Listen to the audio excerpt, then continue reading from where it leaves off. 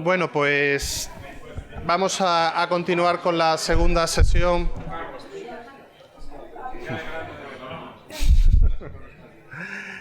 En concreto, la segunda mesa redonda que teníamos prevista en nuestro programa y que tiene precisamente como objetivo abordar ese escenario que desde hace ya un tiempo pues cada vez hay menos dudas, ¿no?, sobre la importancia que tiene a la hora de entender cómo ha evolucionado el terrorismo yihadista en los últimos tiempos y sobre todo la constatación de que no deja de ser una zona que de manera inexorable va degradándose, va arrojando cada vez más indicadores de que se está gestando un problema que terminará desarrollando consecuencias que las podemos percibir en entornos cada vez más cercanos. Y para ello, pues bueno, habíamos propuesto y hemos conseguido, la verdad que por eso también tenemos una enorme fortuna, pues tener a nuestros tres componentes de la mesa redonda que desde perspectivas muy distintas o complementarias, pues van a ayudarnos a entender la complejidad de este entorno y cuáles son las claves que hay que barajar a la hora de entender ese vínculo que hay entre Sahel, inestabilidad, terrorismo, flujos, etcétera, etcétera. Vamos a seguir el orden que marca el programa. En primer lugar intervendrá el profesor Carlos Echeverría, que es profesor de Relaciones Internacionales de la UNED y subdirector del Instituto Universitario General Gutiérrez Mellado.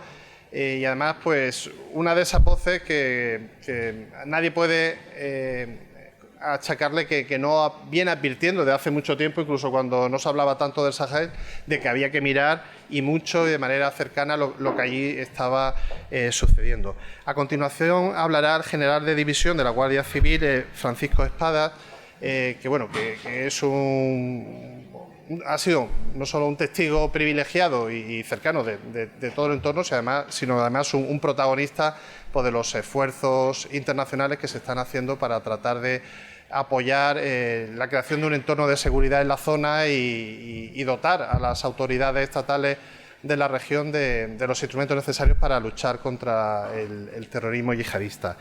Y por último cerrará la mesa Natividad Fernández, que es catedrática de Derecho Internacional Público en la Universidad de Zaragoza y es una de nuestras internacionalistas, ¿no?, que de manera más acentuada y permanente pues viene trabajando las cuestiones de seguridad, de terrorismo, de estructuras de seguridad y defensa europeas desde el ámbito del derecho internacional público, las relaciones internacionales y que, de luego, también nos va a proporcionar las claves para entender también una dinámica tan compleja como la de una región donde entra en juego no solo las pugnas entre Estados, los problemas de vecindad, sino también cuál es el entramado jurídico que existe y cómo eso limita la intervención occidental y de otros ámbitos en un entorno donde además entran en juego cuestiones que no son únicamente la seguridad o la contención del terrorismo. Así que, sin más, yo les agradezco a todos ellos la amabilidad por haber aceptado nuestra invitación y, bueno, pues deseando oírlos, pues les doy el paso a Carlos Echeverría.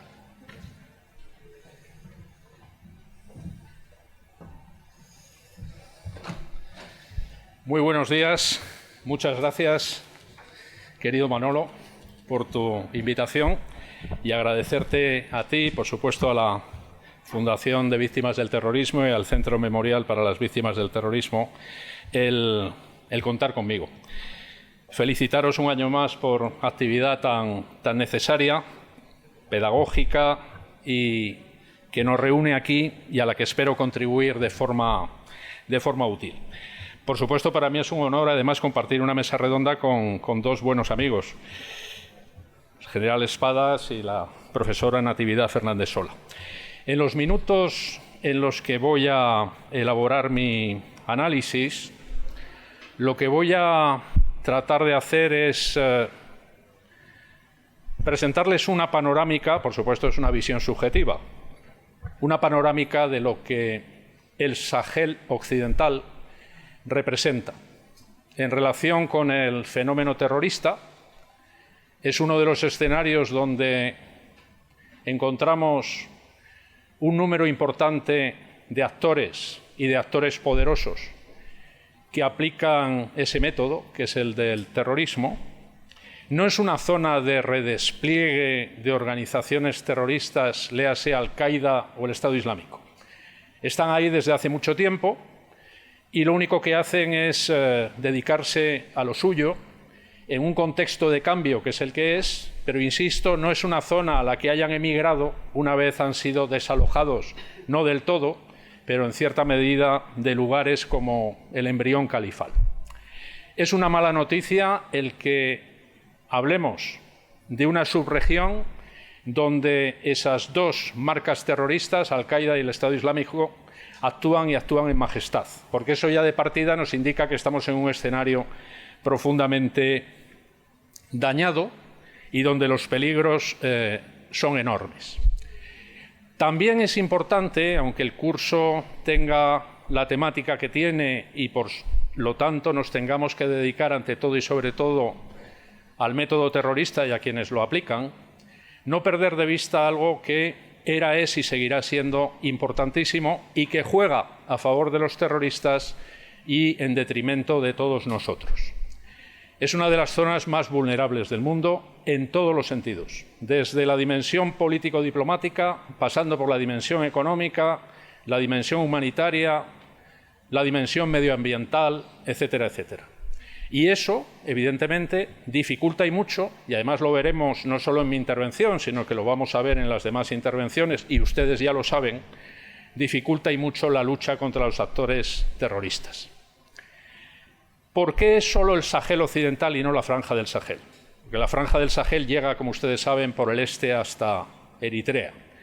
Pues porque en el Sahel occidental, que va desde Mauritania en el oeste hasta Chad en el este, podemos identificar, y desde hace largos años, incluso lustros, incluso décadas, una concentración importante de ese activismo terrorista entre Chad y Mauritania, con distintas intensidades en distintos tiempos. Por ejemplo, veremos que en mi exposición y probablemente en todas las exposiciones nos ocuparemos menos de Mauritania porque Mauritania ahora está siendo menos castigada por los actores terroristas, pero eso no nos debe de llevar a olvidar que en la segunda década de los años 2000 Mauritania era uno de los lugares, Sahel occidental y Magreb, donde los grupos yihadistas actuaban en majestad.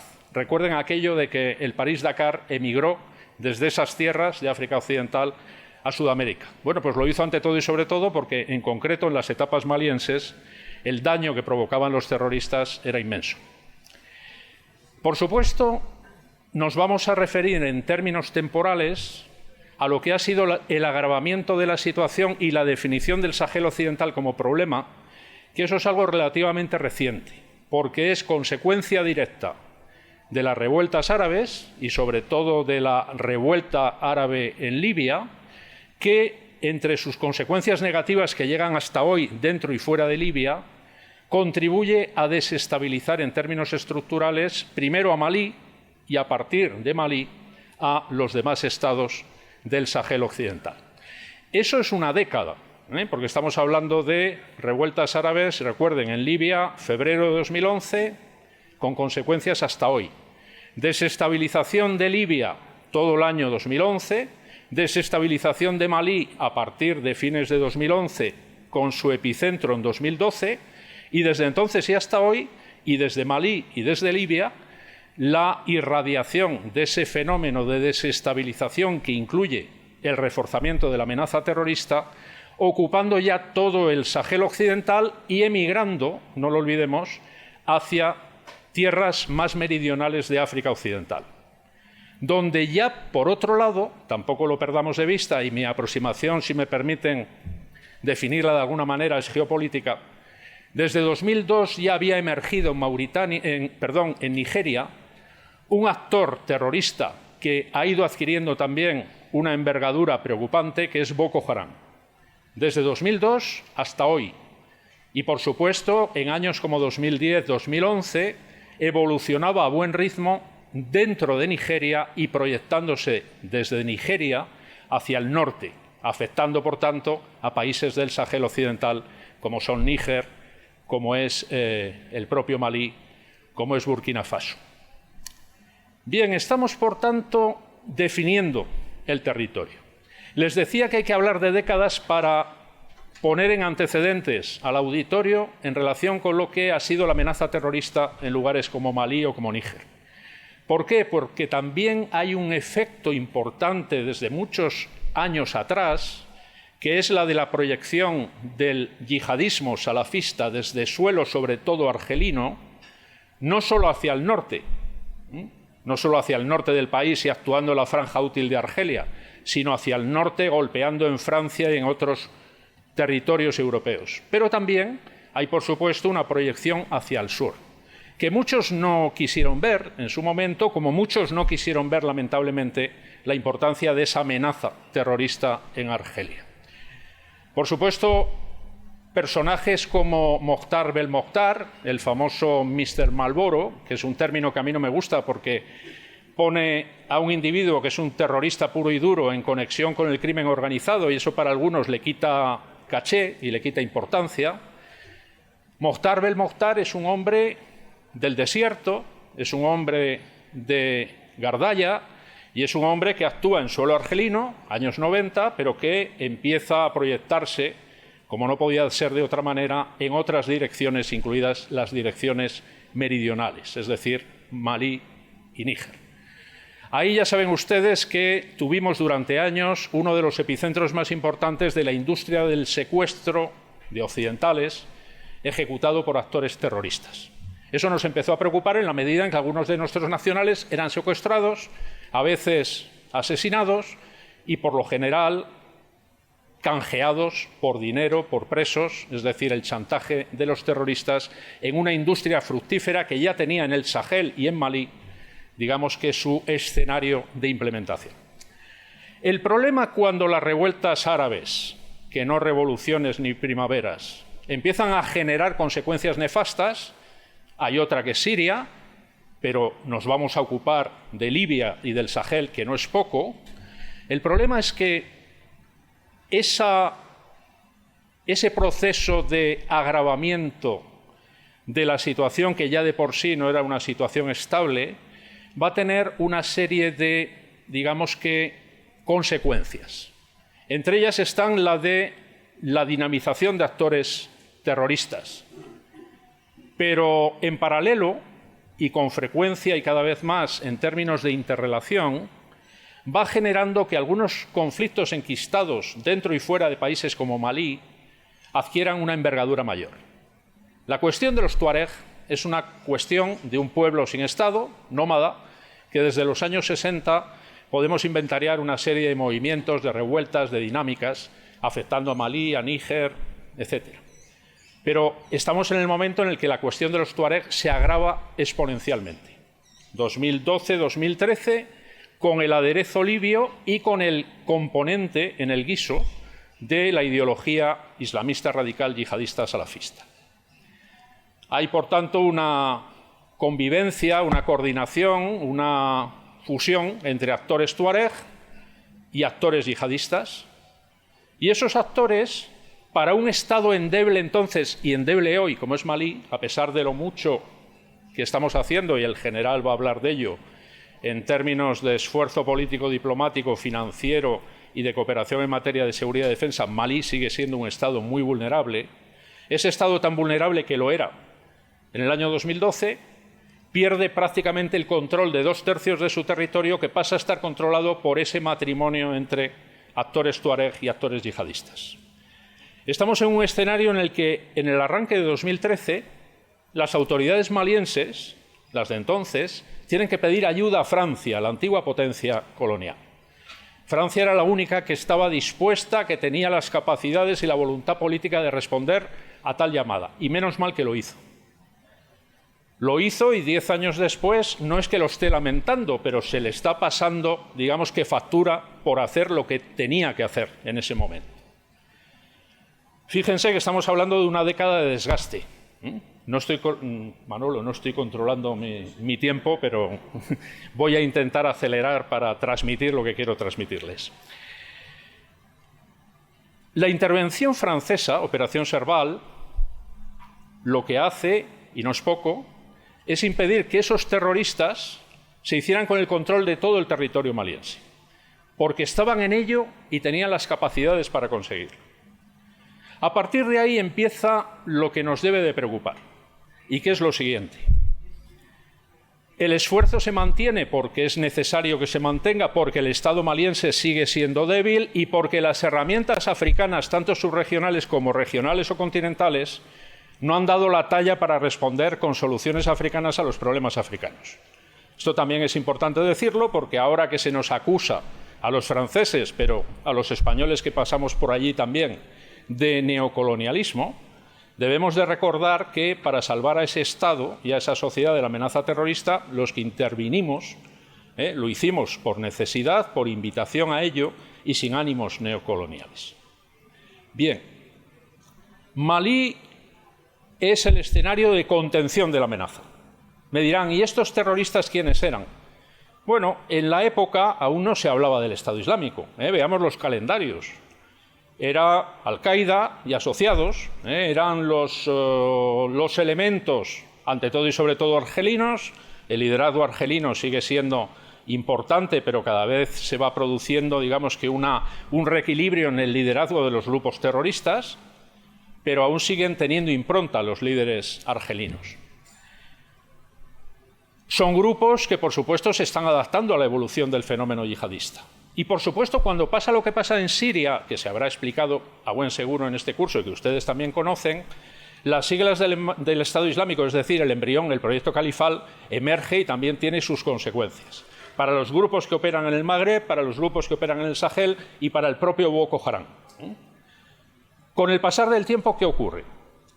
Que en un escenario abonado para la perduración del yihad guerrero, como es Malí, se asienta en ese país, a pesar del esfuerzo militar francés apoyando lo que puede a un Estado endeble como es Malí, pero la amenaza se va extendiendo. En lugar de ser, digamos que encapsulada dentro de Malí, se va extendiendo a los países adyacentes. Y es por eso que ahora hablamos del Sahel occidental. Por ejemplo, Burkina Faso. Burkina Faso tarda, afortunadamente, cierto tiempo en verse afectada de lleno por la amenaza yihadista. Pero a partir de 2015, Burkina Faso pasa a ser, si ustedes quieren, el segundo de los eslabones débiles de la cadena del Sahel occidental. Es decir, es un país ahí que está comprimido entre Malí y Níger, las tres fronteras, etcétera, donde el Estado y la sociedad burkinabé está sufriendo, y de qué manera, el azote letal de los grupos yihadistas.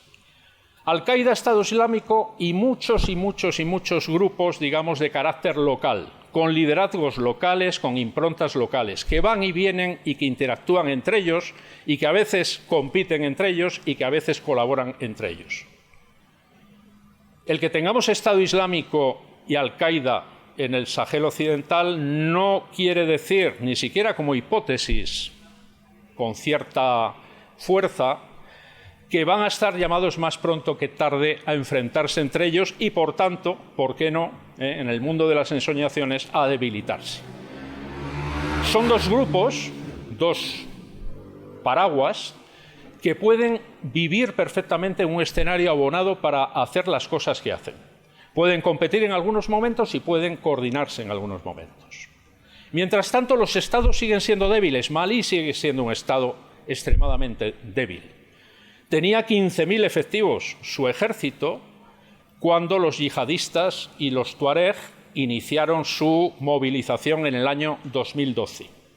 Prácticamente hoy siguen teniendo el mismo número de efectivos. ¿Por qué? Bueno, pues porque la posibilidad de reclutar en una sociedad como la maliense no es algo sencillo. Porque el tema de los tuareg es un tema recurrente. El tema de los tuareg fue en cierta medida canalizado en positivo en 2015 gracias a la intervención diplomática de los argelinos. Y los dos acuerdos de Argel de 2015, mayo y junio, recondujeron en cierta medida algo que es un conflicto enquistado en la sociedad y en el Estado maliense. Hoy esos acuerdos de Argel están en entredicho. Hoy, ahora mismo, dentro de esos grupos de los tuareg, que por supuesto hay variedad, hay gentes que han sido pro-Estado y gentes que han sido anti-Estado, hay gentes que han sido próximas a los grupos yihadistas, incluso con Iyad Adghali, como un individuo que evolucionó desde un nacionalismo a un islamismo radical y que es el líder de la antena de Al-Qaeda en Malí y en el Sahel occidental, el grupo de apoyo al Islam y a los musulmanes. En el momento actual en el que los acuerdos de Argel están no solo en entredicho, sino que prácticamente están desaparecidos y no hay esperanza de recogerlos, el liderazgo de los tuareg, de las distintas facciones y de la coordinación de los movimientos de los tuareg que firmaron esos acuerdos gracias a la mediación argelina, está en manos de gentes próximas a Iyad Adghali. Es decir, que tenemos un problema adicional en un momento en el que además los franceses ya se han replegado de esa parte de Malí. Ya saben ustedes que los franceses, si no han hecho ya las maletas definitivamente, porque la última etapa es Gao y se supone que aún hay algunos efectivos en Gao, se han ido de Tesalit, se han ido de Menaka, se han ido de Tombuctú, se han ido de Kidal y han dejado al Estado maliense desnudo, mejor dicho, medio vestido, con sus aliados rusos, tanto de la dimensión oficial del acuerdo de defensa entre Rusia y Malí como de la compañía Wagner. A todo esto dirán, usted no nos ha hablado de la misión de Naciones Unidas, que es una de las misiones con más músculo, número, etcétera, de efectivos. Bueno, no les he hablado porque toca hablar ahora, en esta aproximación un tanto caótica del escenario complejo del que les estoy hablando. Por supuesto que hay una misión de Naciones Unidas, la MINUSMA. La misión más peligrosa de Naciones Unidas, de todas las que hay desplegadas en el mundo, es la MINUSMA. Es decir, es la que ha sufrido más bajas y es a la que más estados son refractarios a la hora de aportar efectivos. Pero aún así, hay muchos efectivos africanos y hay también efectivos alemanes y hay efectivos de algunos países occidentales más. Pero es una misión que está dirigida, definida y con un mandato para Malí, para estabilizar Malí, y que tiene un mandato que no es apropiado para estabilizar Malí, ni el mandato ni los medios que tiene. Y por tanto es también uno de los objetivos que es atacado de forma permanente por los grupos yihadistas. Por supuesto, hasta ahora no les he hablado del crimen organizado, el bandidismo. ¿Por qué? Por lo mismo, porque llega cuando llega. Pero habrán visto que no lo he hecho de forma prioritaria. Ya saben que en esto de aproximarse al Sahel occidental hay dos aproximaciones. Habrá más, pero dos importantes. Una que es la mía, que ve a los terroristas donde creo que están y que les doy la importancia, como decía el profesor Torres Soriano, desde hace muchos años. Y hay otra aproximación que considera que el bandidismo es lo que domina ahí y los terroristas lo único que hacen es interactuar con los bandidos. Pero es ante todo y sobre todo crimen organizado, tráficos ilícitos y por tanto Mokhtar Belmokhtar es más un bandido que un terrorista. No. Hay las dos cosas, y esa es nuestra desgracia y la bendición para los terroristas. Pero claro, los terroristas, como pertenecen al mundo clandestino, como el crimen organizado pertenece al mundo clandestino, en el mundo clandestino los movimientos, las reglas, las competencias son las que son, y ponen a todos esos actores contra nosotros. Y por supuesto, reforzándose entre ellos y aprovechándose de esas ventajas que un escenario como es ese les da. Si hemos visto que de Malí hemos pasado a tener que ocuparnos cuando menos de 4 países más, porque el grupo G5 Sahel que se crea en 2014, la organización subregional, luego está la fuerza conjunta del Sahel occidental que se crea dentro del G5 Sahel. ¿Por qué se crea el G5 Sahel? Bueno, pues porque hay 5 países que consideran que tienen no solo uno, sino varios temas que tratar y que bueno es que traten de intentarlo. No es una creación de Francia, como dice la propaganda antioccidental y antifrancesa, es una necesidad. Las organizaciones internacionales no se crean por gusto, generalmente se crean para dar servicio y para responder a necesidades.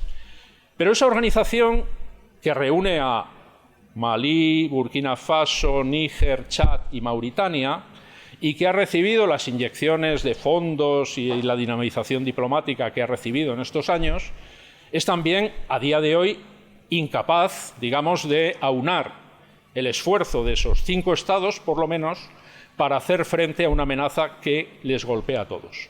¿Algunos logros se han conseguido? Sí. ¿Son insuficientes? Por supuesto. Tenemos en el Sahel occidental, además, en su vecindad meridional, no nos olvidemos en ningún momento, la amenaza de Boko Haram. que viene de Nigeria, donde empezó, pero que irradia de sur a norte. Para combatir a Boko Haram se ha tenido que crear una fuerza multinacional mixta. Lo mismo, obligando a Nigeria a aceptar que tenía que recibir ayuda de vecinos como Camerún, como Chad o como Níger. Y es una organización subregional de carácter militar que usa la fuerza y que es financiada por nosotros y por nuestros impuestos, por la Unión Europea, y que también es incapaz de responder a la amenaza en los términos en los que nos gustaría que lo hiciera. ¿Por qué? Y permítame que con ello termine.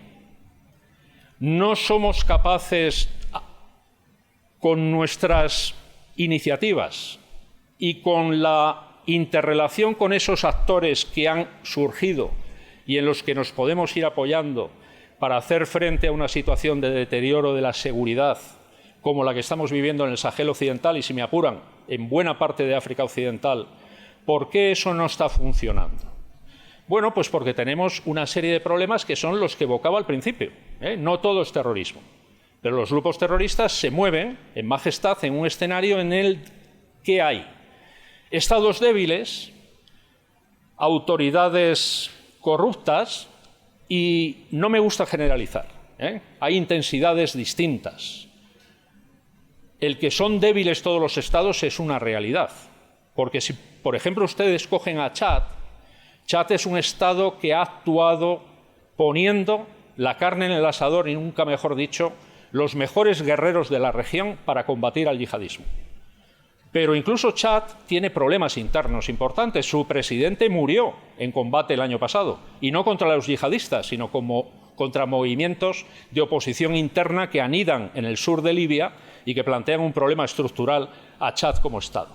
Es un Estado de guerreros, pero los guerreros también se agotan frente a una amenaza como la que representa el Grupo de Apoyo al Islam y a los musulmanes y el Estado Islámico en el Gran Sáhara. Y es un Estado que está flojeando. Aún así mantiene el tipo, pero sigue siendo un Estado con el que a la hora de interactuar tenemos problemas. Y cuando hablamos de nosotros, hablo de nosotros, de la Unión Europea y sus Estados miembros, no de Rusia o de China. ¿Problemas por qué? Bueno, problemas que tienen que ver con la gestión de la política, con el respeto de los derechos humanos, etcétera, etcétera. Y estamos en un escenario, como digo, preocupante. Mauritania no es un Estado corrupto. Les he hablado de Chad marcando excepciones en cuanto a esa generalización peligrosa que he hecho.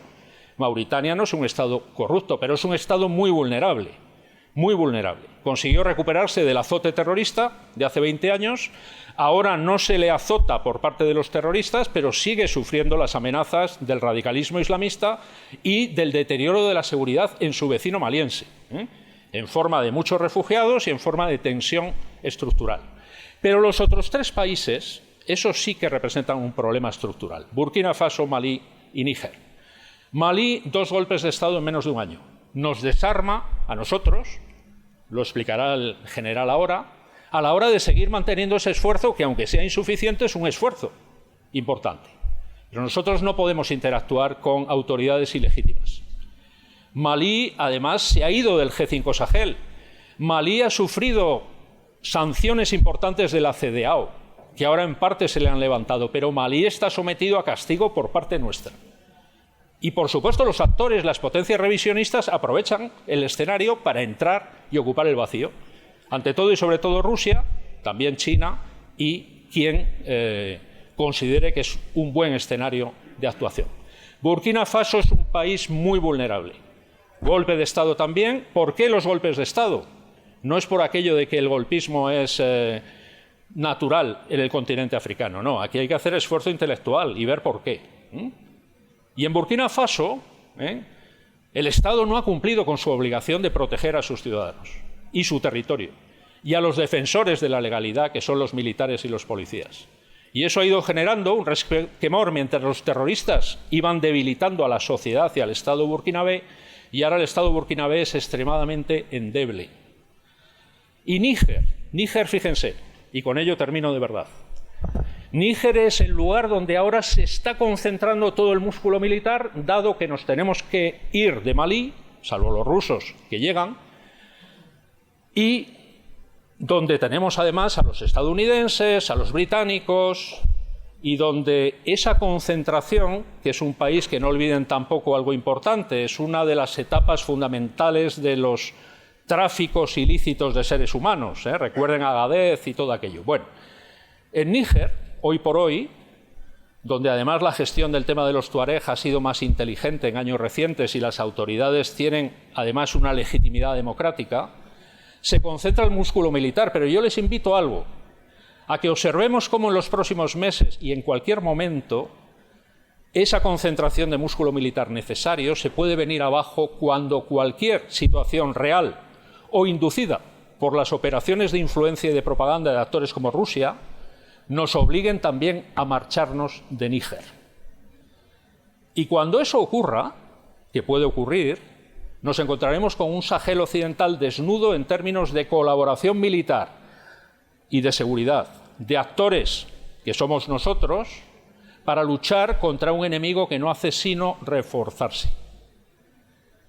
El activismo del Estado Islámico y de Al-Qaeda en el Sahel occidental no solo ha provocado miles de muertos, sino centenares de miles de desplazados. Y todo eso va a tener consecuencias más pronto que tarde para Europa. Sí, porque el colchón amortiguador que históricamente hemos considerado que era el Magreb, y sobre todo Argelia y Marruecos, al ser dos países en tensión entre sí, en el Magreb como tal, pero en tensión entre sí también en relación con el Sahel, que es el sur de nuestro sur, podemos anticipar, y por eso los españoles consideramos que el Sahel es nuestra frontera avanzada, que debemos de pensar en términos de futuro y a medio plazo sobre todo, en un todo que componen un Sahel en proceso de agravamiento en términos de seguridad y un Magreb, mejor dicho, y un Sahel occidental que, como ven, está ya descompuesto. Muchas gracias y espero no haberme extendido mucho.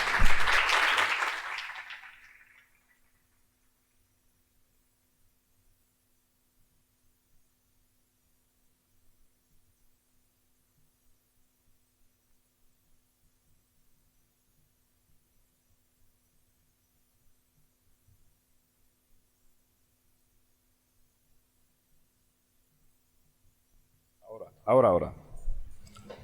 ¿Está encendido? Sí, ya lo he encendido. Buenos días. Muchas gracias por invitarme a participar en estas jornadas y muchas gracias, Carlos, por tu introducción sobre la problemática del Sahel, pues que me evita bastante la ambientación que tendría que hacer sobre la región.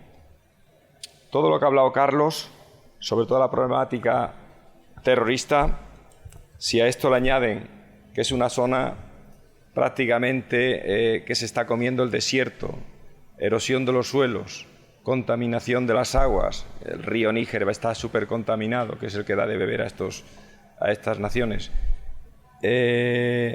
casi no hay terrenos de cultivar y los ganaderos quieren meter su ganado, pues todo eso crea realmente un polvorín en todo lo que es la región del Sahel. Bueno, como dijo durante la presentación, yo soy el director del proyecto GARSI Sahel, Grupo de Acción Rápida, Vigilancia e Intervención en la región del Sahel. Nosotros tenemos 5 países, Mauritania, Mali, Burkina Faso, Níger y Chad, más Senegal. Bueno, como me pide la Unión Europea, siempre que yo inicio una conferencia, tengo que decir que el proyecto GARSI Sahel es un proyecto europeo. Yo siempre le añado que dirigido por un excelente general de la Guardia Civil y que cuenta además con el apoyo total de las 4 fuerzas de gendarmería más importantes de Europa.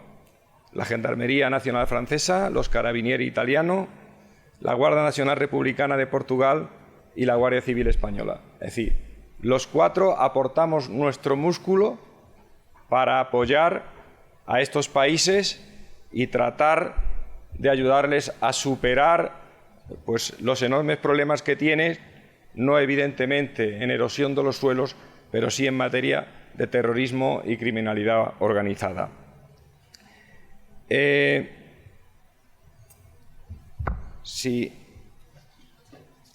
No sé si lo has dicho, Carlos, el año pasado hubo 12.700 actos violentos en toda África.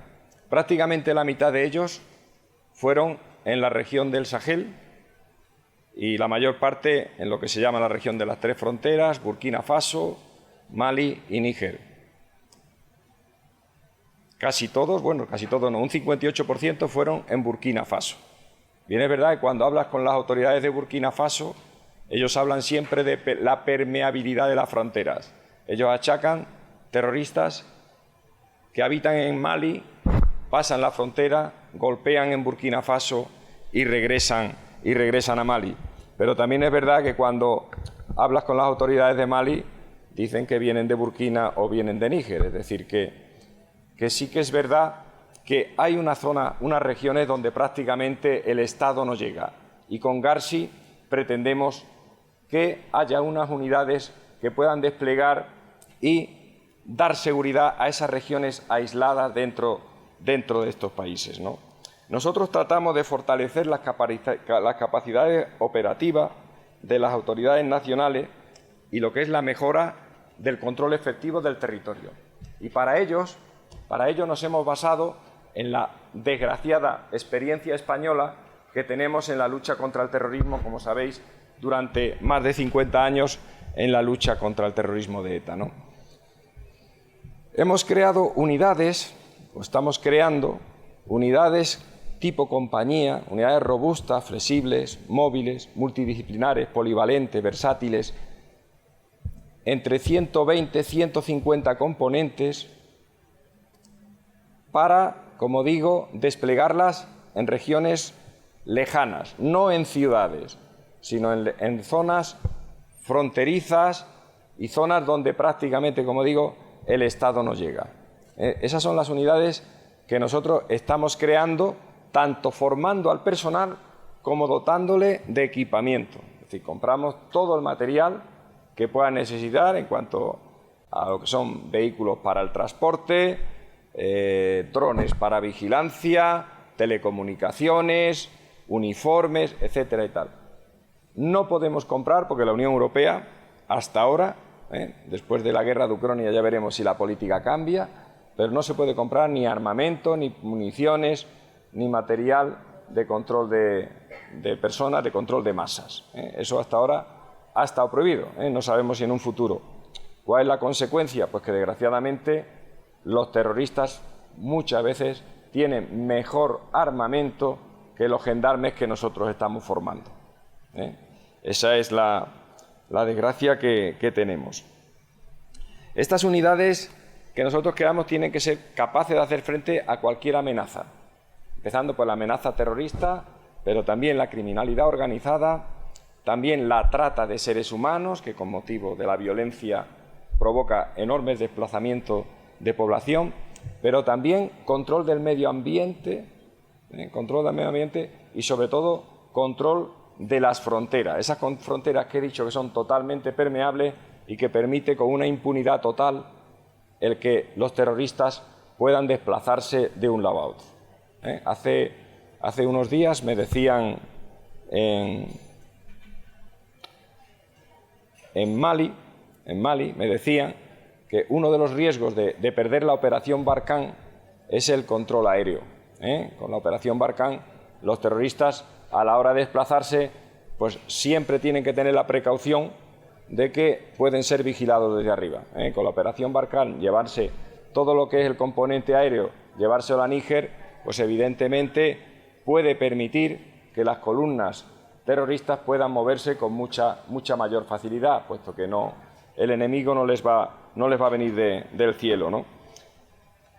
El proyecto, que es un proyecto regional, ejecutado a nivel nacional, respeta completamente la soberanía la soberanía nacional de cada uno de los países y fomenta la apropiación local. Cuando nosotros terminamos todo lo que es el proceso de formación de una compañía y le dotamos de material, previamente hemos pedido a las autoridades la creación de un decreto que nos garantice que esas unidades se van a perennizar. Es decir, que cuando nosotros mañana tengamos que abandonar, porque evidentemente no vamos a estar siempre allí, que las unidades puedan seguir funcionando. Entonces, ellos tienen que hacerse cargo de lo que serían las infraestructuras de estas unidades y la reposición del material en un futuro. El material en esta región, el deterioro es enorme. Es decir, prácticamente cuando nosotros decimos tenemos en España una calima, allí la calima es casi permanente. Es decir, un cielo azul se ve muy pocos días. Se ve el sol, hace mucho calor, pero lo que hay es, si lloviera, bueno, ahora estamos en época de lluvia y los primeros días siempre lo que llueve es barro, porque siempre hay mucha calima en el ambiente. En total, el proyecto Garsi, que vaya por 75 millones de euros aproximadamente, 74,4 me parece, ya se han desarrollado 2 fases y se han creado 13 compañías en estos 6 países, una en Senegal, 2 en Mauritania, 4 en Burkina Faso, 3 en Mali, 2 en Níger y una en el Chad. El Chad, como ha comentado Carlos también, es un país problemático, muy difícil trabajar con las autoridades chadianas porque digamos que son bastante informales y de hecho en el Chad no ha pasado a segunda fase, todavía sigue en primera fase y probablemente sea la última fase. Es decir, ahora, como digo, estamos en una fase de transición entre la segunda, estamos redactando los documentos de acción de la tercera fase, que vamos a empezar probablemente este año en Burkina Faso, el próximo año en Mauritania y Senegal y al año siguiente, si no a final del año próximo, en Níger. Como él ha dicho, ahora mismo el proyecto está suspendido en Mali, con motivo ya no de los golpes de Estado del coronel Goita, sino sobre todo por la presencia de los mercenarios de Wagner y la presencia de los rusos en el país. Europa no quiere que el material que está Europa donando aparezca mañana conducido por los rusos o con fotografía de los rusos con este material. Entonces, en este momento, digamos, tenemos suspendido completamente el proyecto en Mali. En Burkina también hay problemas porque también hubo un golpe de Estado, el teniente coronel Damiba en el mes de enero. Bien es verdad que la situación no tiene nada que ver un país con el otro, no tiene nada que ver, y después nos enfrentamos a la disyuntiva que también ha comentado Carlos, es decir, si la Unión Europea suspende su colaboración con Burkina Faso, pues probablemente otros vendrán a ocupar su lugar. Probablemente los rusos, los chinos se preocupan más de las materias primas que de otras cosas en estos países. Hay bastantes minas de oro y de otros materiales ricos, de minerales, y están más preocupados de eso que de presencia militar, digamos, ¿no? Bueno, como he dicho, nosotros creamos unas unidades que pretendemos que sean policía de proximidad. Eso sí, allí, cuando decimos que ha habido ataques terroristas, no penséis que son ataques terroristas como los que ocurrían en España. Decimos, son ataques terroristas donde normalmente hay 200 terroristas que te atacan. 200. La mayor parte de las veces utilizando motos. La moto es el vehículo por excelencia para moverse. Para moverse. No tiene nada que ver con motos de las que vemos nosotros, porque la mayor parte de las carreteras son caminos y no están asfaltadas, ¿no? Es otro tipo de vehículo. Entonces, digamos que es un tipo de ataque que nosotros, en el ámbito de defensa, se podría catalogar como guerra asimétrica. Y las unidades Garsi que nosotros creamos en las gendarmerías, como sabéis, todos aquellos países son de ascendencia francesa. Entonces, está copiado el modelo francés. Tienen su gendarmería y su policía nacional. Nosotros trabajamos con la Gendarmería Nacional de cada uno de los países. Y es ahí donde hemos creado las unidades Garsi, en las gendarmerías. Bueno, pues estas unidades no reemplazan a las unidades militares. Los gendarmes somos militares, tenemos naturaleza militar. Pero las unidades que creamos son unidades policiales, con esas características que he dicho, pues son fuertes, son unidades robustas, llevan vehículos blindados, llevan pick-up, etcétera. Es decir, son unidades fuertes, son unidades fuertes, pero no reemplazan ni a las unidades mecanizadas ni a las unidades acorazadas. Es decir, son unidades para trabajar en ambientes de consolidación o estabilización de la paz. Esa es la idea de las unidades Garsi. Unidades Garsi que en España sabéis que son solamente GAR, Grupo de Acción Rápida. Aquí metemos las siglas Surveillance e Intervención, Vigilancia e Intervención. La lengua de trabajo allí es el francés, ¿no? Entonces, metemos estas dos siglas y estas unidades son más robustas que las que tenemos nosotros en España. Entonces, le añadimos células de policía judicial, células de información, células logísticas e incluso una célula sanitaria, que no sabéis el trabajo que lleva el sanitario de estas unidades en las zonas de despliegue, pero no con los gendarmes, sino con la población, porque están lejos, como digo, de las zonas de ciudades y es el primer sanitario que lleva. Entonces hay colas allí de personal civil que va a que le atienda el ATS y a que le dé cualquier tipo de medicina. Concretamente, nosotros que llevamos estadísticas, han sido ya 12.700 las asistencias médicas a final del mes pasado, es decir, que habrán ido subiendo, ¿no? Lo que van atendiendo.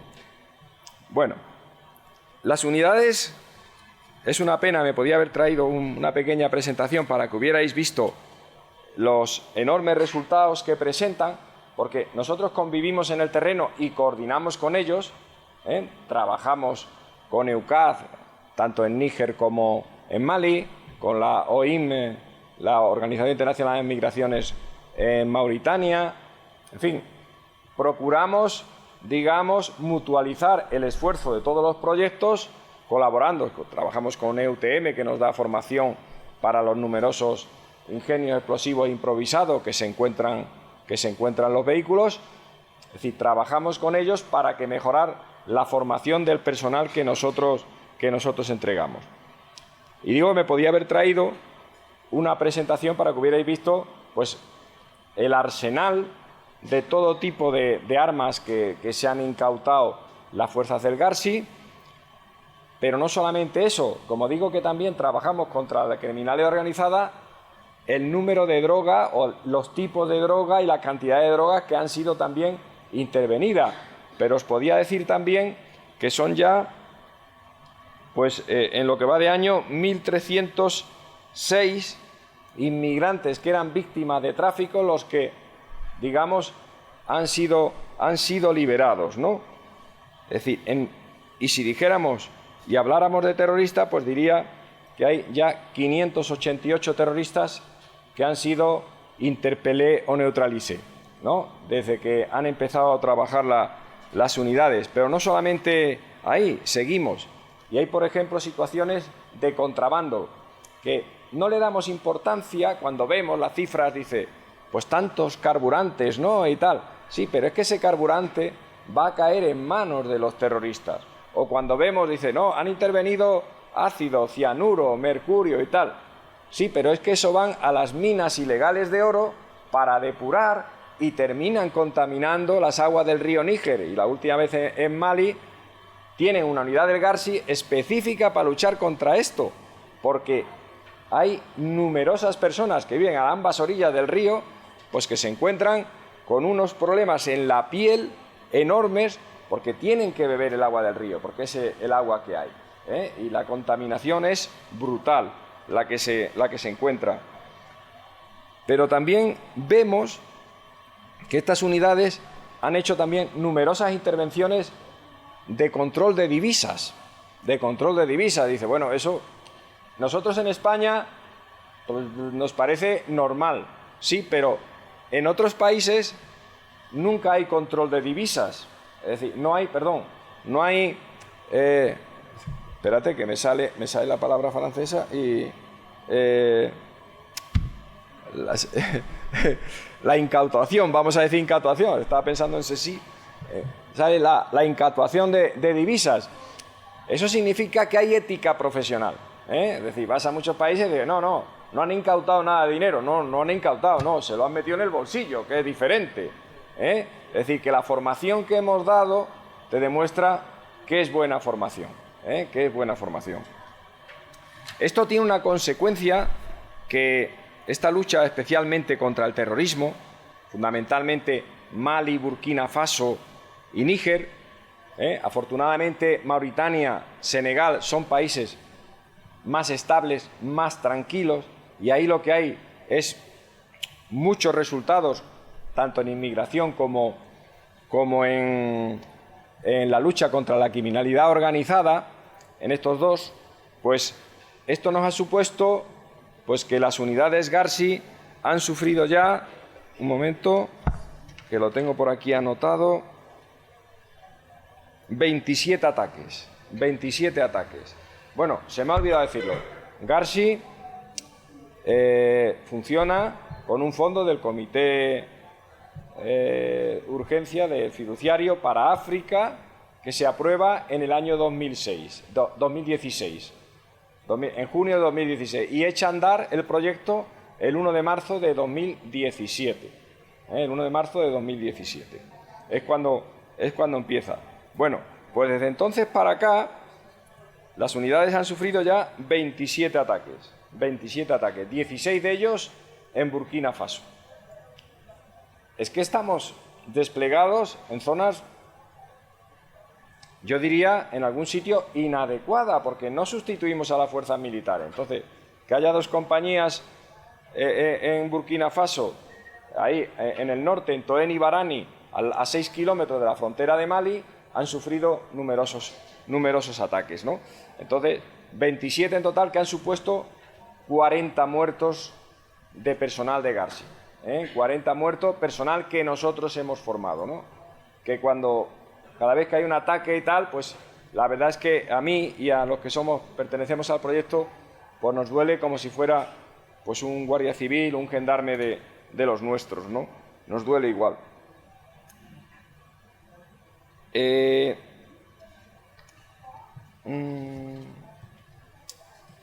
El proyecto trabaja, digamos, desplegando personal sobre el terreno. Es decir, en cada uno de los países tenemos 2 coordinadores que están en contacto permanente con la delegación de la Unión Europea y con la Gendarmería Nacional. 2 gendarmes de los 4 países del consorcio, es decir, puede ser un italiano y un francés, portugués, español, cualquiera de ellos. Ellos son los que están y con los que yo me relaciono continuamente. Ahora mismo estamos replegados de todos los países, porque estamos en una fase de transición y estamos, como digo, redactando los nuevos documentos para iniciarlo, si Dios quiere, en Burkina Faso en este año, pues como he dicho, Mali se nos ha caído en suspenso, digamos, a ver qué ocurre en un futuro. Bueno, esperemos que la cosa se vaya aclarando. Bueno, no sé si dejarlo aquí y después, si desean, pues pueden hacer cuantas preguntas quieren sobre el proyecto. Bueno, pues porque habría bastante que son muchas cosas y es muy complicado reducirlo en tan poco tiempo. Bueno, pues gracias por la atención y ahora, si acaso, pues en el diálogo, pues les puedo responder a aquellas cuestiones que planteen. Gracias.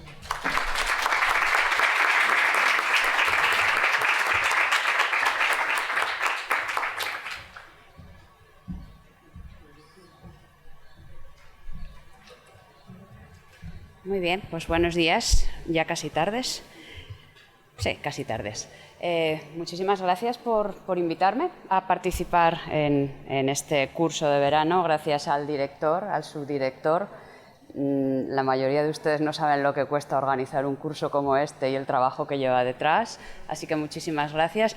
Y muchísimas gracias también a todos los que están aquí, porque no sé si lo ha dicho alguien hasta el momento, pero ustedes son el alma del curso y además menudas preguntas que hacen. O sea que voy a intentar ser lo más breve posible para no aburrirles mucho, que ya empieza a ser hora de aburrirnos, y no les voy a hablar de temas jurídicos. Tranquilos que no voy a hablar de temas jurídicos. Con todo lo que se ha dicho, pues queda poco de lo que hablar, pero voy a intentar hablarles con carácter general de las amenazas del sur como las percibimos, que hoy en día proceden esencialmente del norte de África y del Sahel, que es de lo que estamos hablando. Amenazas que proceden del norte de África y del Sahel. Las causas ya se han dicho, las ha dicho muy bien el general, en parte también el profesor Echevarría. Estamos ante desafíos de seguridad por conflictos, esencialmente desafíos demográficos. No tienen más que teclear un mapa comparativo de la demografía en el Sahel, en el Magreb y luego en el sur de Europa para darse cuenta de qué estamos hablando. Desafíos económicos y políticos, desafíos climáticos, también se ha hecho referencia a esto, una fragilidad institucional, cuando no corrupción, pero sí fragilidad institucional, y una inseguridad alimentaria agravada todavía en la actualidad. Entonces, toda esta amalgama de causas llevan a la proliferación o favorecen la proliferación de organizaciones no estatales y grupos armados, entre otros grupos terroristas. Entonces, ¿de qué quiero hablarles yo? Pues de lo que quiero hablarles es de las acciones institucionales que se han adoptado, aparte de las que ya se han comentado en la sesión anterior, para hacer frente a estas amenazas, entre ellas la amenaza terrorista, que genéricamente voy a hablar de las amenazas procedentes del sur, norte de África y del Sahel. Entonces voy a hablar muy brevemente de la Unión Europea, porque ya Carola García Calvo ha hecho una referencia al proyecto de investigación en el que se trabaja, una referencia a la estrategia antiterrorista de la Unión Europea. Sí que quiero decirles que desde hace ya bastantes años, desde finales de los años 90, la Unión Europea inició una aproximación, había otras anteriores, pero a partir de los años 90 inició una aproximación con los países del norte de África, esencialmente, Magreb y Masrek, que es la conclusión de acuerdos euromediterráneos. ¿Y qué tiene esto que ver con lo que estamos hablando? Bueno, pues los acuerdos euromediterráneos, aparte de intentar establecer zonas de libre cambio con todos estos países, que son esencialmente Marruecos, Túnez, mucho más tarde Argelia, Egipto, Líbano, Israel, Jordania, pues aparte de contener esa parte comercial, que es al final lo que interesa a la Unión Europea, contienen también una parte de diálogo político, y dentro de ese diálogo político se incluyen las cuestiones de cooperación en el ámbito de seguridad y de seguridad interna también. Algunos de estos acuerdos, los primeros sobre todo, se quedan en esa referencia genérica, pero hay otros acuerdos que ya incluyen, por ejemplo, la cooperación en cuestiones concretas de migración, y otros incluso, como el de Egipto, que especifican más y llegan a la cooperación en la lucha contra el terrorismo. Entonces, ahí está ese vínculo, que es lo único que les voy a decir con contenido jurídico, ese vínculo jurídico que la Unión Europea tiene con estos países y que permite la cooperación en el ámbito de la lucha antiterrorista. Aparte de eso, la Unión Europea ideó una política europea de vecindad que, bueno, les voy a decir muy simplemente, era una aproximación a los países del este para evitar que todos los del este, casi hasta llegar a Uzbekistán, acabaran pidiendo la candidatura a la Unión Europea. Entonces los países del sur, principalmente España, Francia, Italia, dijimos que estaba muy bien esa aproximación de política de vecindad hacia el este, pero que también queríamos una política de vecindad hacia el sur, porque es la parte que vemos más cercana. Y entonces se hizo también una política de vecindad hacia el sur.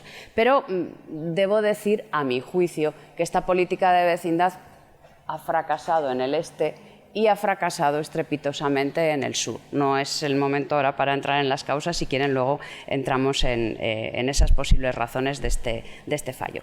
Entonces, esto por lo que se refiere a la Unión Europea. Como hablamos esencialmente de terrorismo, podríamos decir, ¿y la OTAN? ¿qué es lo que hace la OTAN? ¿Hace algo la OTAN en este terreno? Entonces, la OTAN tradicionalmente se creó para hacer frente a ese enemigo grande que hay en el este, que era la Unión Soviética. Pero en el momento en que entra España en la OTAN, momento tardío, con esas cosas tan raras del referéndum que hicimos, sin entrar en la estructura militar y todas estas cosas, pues España, digamos que en el momento de su entrada en la OTAN no fuimos demasiado valientes, creo que no teníamos mucha esperanza y mucha fe en nuestras posibilidades, entonces no pedimos nada específico. Por ejemplo, les pongo como ejemplo que cuando se constituye el Tratado de Washington, Francia hace meter dentro de la cobertura del Tratado de Washington a Argelia, porque entonces Argelia era un territorio francés. Nosotros no dijimos nada y ahí tenemos una zona de España que queda sin protección del Tratado de Washington, pero esto es otra historia, ligeramente que tiene que ver, pero es otra historia. Entonces, España, a partir del año 94, impulsa que dentro de la OTAN haya una cosa que se llama el diálogo mediterráneo. ¿Qué es el diálogo mediterráneo? Pues como su nombre indica, no es llevar tanques para defendernos de las amenazas que vienen del sur. El diálogo mediterráneo no es ni más ni menos que una iniciativa para impulsar en el seno de la OTAN un entendimiento con los vecinos del sur. Estamos hablando de los vecinos del sur. Como para decirlo, bueno, pues están los documentos oficiales, yo solo les voy a decir lo negativo. ¿Qué es lo que tiene de negativo el diálogo mediterráneo? Pues este diálogo mediterráneo nos sirve para combatir el terrorismo. Este diálogo mediterráneo, a mi juicio, tiene una serie de debilidades. La primera debilidad es que en el diálogo mediterráneo OTAN con los países del sur participan Argelia, Egipto, Israel, Jordania, Mauritania, Marruecos y Túnez.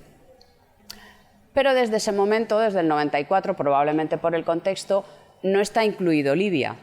Claro, que a día de hoy no esté incluido Libia, que es el principal foco de desestabilización en toda esta zona, incluso hasta desde la propia Libia, desde el norte de África hasta el Sahel, pues no deja de ser un déficit.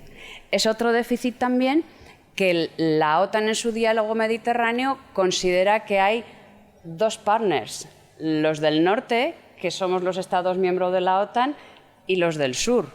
Pero claro, esto es una verdad solamente geográfica, que sabemos que no es así. ¿Por qué? Porque ignora las importantes tensiones existentes entre los vecinos del sur. Y esto constituye... Esas tensiones entre los vecinos del sur constituye per se un foco de conflicto, y siempre que hablamos de conflicto, a continuación va todo lo demás, va el terrorismo, va el crimen organizado, etcétera, etcétera. Entonces, esto ya lo experimentó la Unión Europea cuando intentó decir vamos a negociar la Unión Europea con los vecinos del sur y además si es posible que se integren como nosotros. Bueno, es imposible porque existen esas tensiones y de esas tensiones todos sabemos que la principal es la tensión entre Argelia y Marruecos, que recientemente ha incrementado además su intensidad. Y esa intensidad en el conflicto entre Argelia y Marruecos tiene unas consecuencias desestabilizadoras para toda la zona y desde luego que tira por tierra los intentos de cooperación o diálogo europeo. Una de las causas de ese enfrentamiento es sin lugar a dudas la situación del Sáhara Occidental. Y esta situación del Sáhara Occidental pues tiene unas consecuencias que minan per se las relaciones entre Marruecos y Argelia, pero que incluso hasta ahora los saharauis no han actuado de una manera utilizando las armas con carácter general, han rechazado la fuerza armada, pero sí que conocemos casos concretos de radicalización por parte de saharauis y simplemente les nombro a Abu Walid al-Saharaui, que fue el líder del Estado Islámico en el Sáhara Occidental y que, si recuerdan ustedes, fue asesinado en una operación, precisamente por la operación Barkhane, liderada por Francia en el año 2019, en esa zona que ya han citado mis compañeros, en esa zona de las tres fronteras, entre Níger, Mali y Burkina Faso. Entonces, bueno, ahí tenemos un eventual foco de radicalización que además ha minado las relaciones, por ejemplo, con España. Ya no les digo lo del corte de suministro eléctrico porque vamos a hablar de otra cosa, pero sí en general es una desestabilización que supone una amenaza de seguridad no solo para España, que es lo que estamos pensando, para toda la Unión Europea e indirectamente también para la seguridad transatlántica. El otro punto que a mi juicio es una debilidad de este diálogo mediterráneo es que no se focaliza tampoco o no presta ninguna atención al conflicto de Israel y Palestina. Y el conflicto de Israel y Palestina ha venido minando todos los intentos de diálogo de la Unión Europea con esta zona y de la OTAN en este diálogo mediterráneo, porque la OTAN no ha hecho ningún esfuerzo por resolver el conflicto, que por otra parte su resolución no está en este marco, sino que se ha desarrollado en otro marco distinto y específico, que es el Cuarteto, que como sabemos desde hace unos años está más muerto que las iniciativas de las que antes hablaban mis compañeros. Entonces, cualquier intento de un diálogo mediterráneo que estabilice la zona ignorando a Palestina, pues parece... La Unión Europea sí que tiene en cuenta a Palestina, pero la OTAN no tiene en cuenta a Palestina para nada.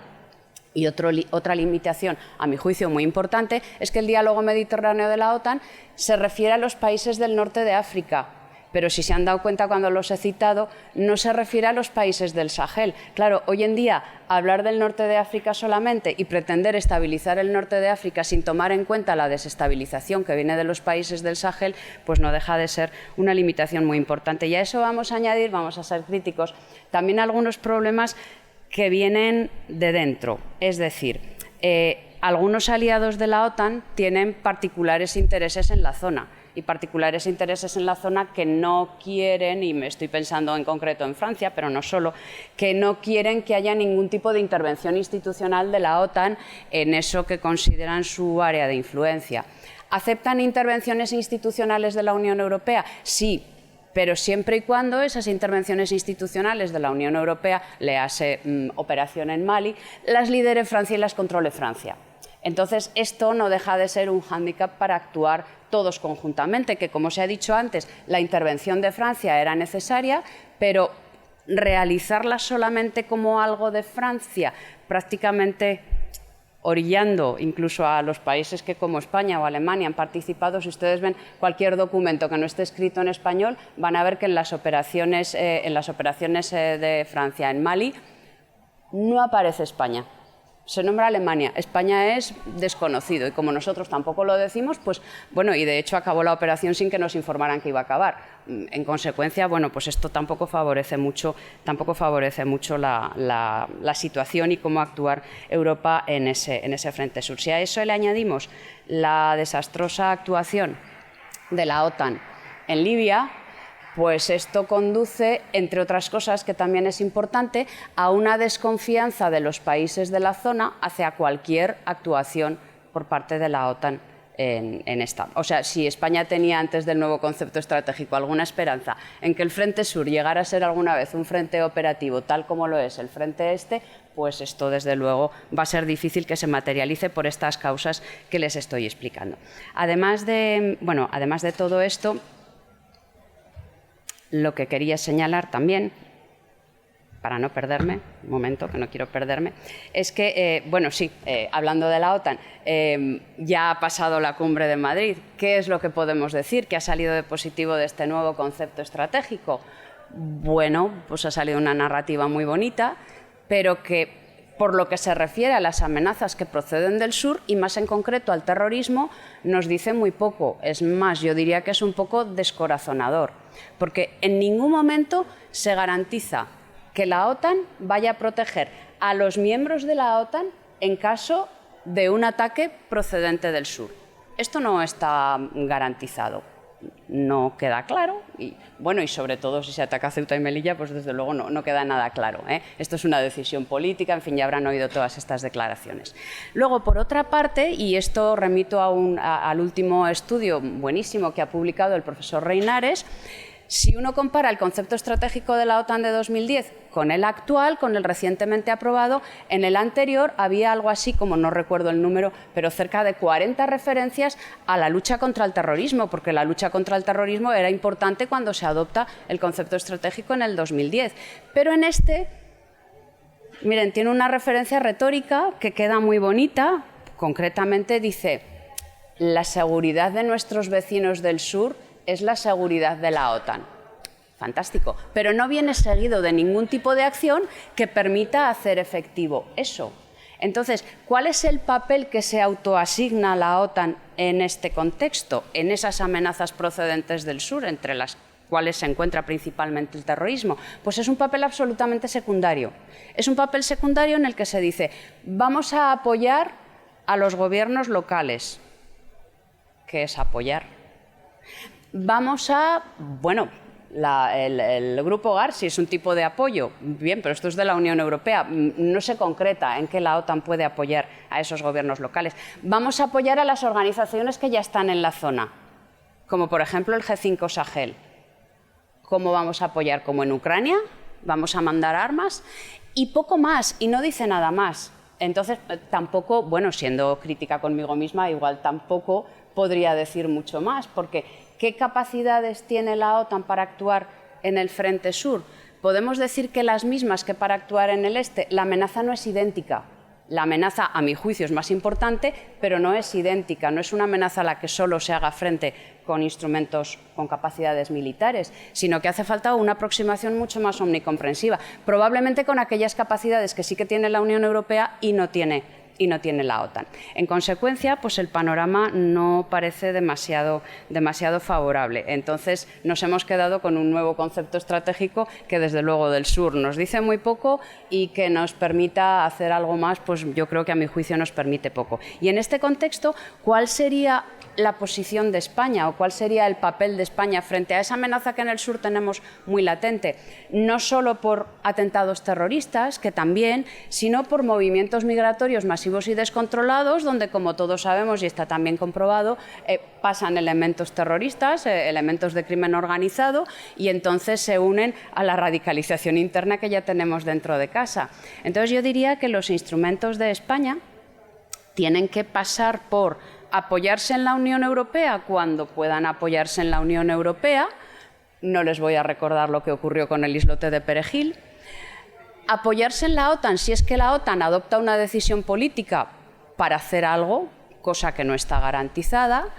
O, diría yo, recuerden que tenemos que aumentar nuestro presupuesto de defensa a un 2%. Bueno, pues vamos a utilizar ese incremento del presupuesto de defensa para estar preparados internamente y nacionalmente frente a esa amenaza. ¿Quiere decir que al terrorismo lo vamos a combatir con capacidades militares? No, o no solo, pero sin ellas tampoco. Y que podemos dedicar también una cantidad de ese presupuesto a otro tipo de acciones que no sean estrictamente militares. Y aquí sí que me gustaría resaltar la labor que se está haciendo desde el punto de vista policial, que ya se hizo una referencia ayer, la labor que se está haciendo desde el punto de vista policial, que es iniciativa de la Unión Europea, pero al final acaba siendo bilateral, con los CCPA, con los grupos de cooperación policial y aduaneros. Grupos de cooperación policial y aduaneros que en realidad funcionan entre países, es algo concebido para la cooperación policial, por eso se añade ya aduanera, entre los países miembros de la Unión Europea para intercambiar información cuando hay un atentado terrorista, una red de narcotráfico, etcétera, etcétera, pero que se decidió que se extendían también a algunos países terceros. Y entre esos países terceros tenemos a Marruecos. Entonces, allí no es cooperación policial y aduanera, solamente es con países terceros cooperación policial. Entonces, España tiene dentro de esta iniciativa un acuerdo bilateral con Marruecos, que son los acuerdos de Tánger, creo recordar, que se adoptaron, comenzó esto a funcionar en 2011, y que permite a España cooperar en materia antiterrorista, porque aquí sí que se incluye el terrorismo, con España.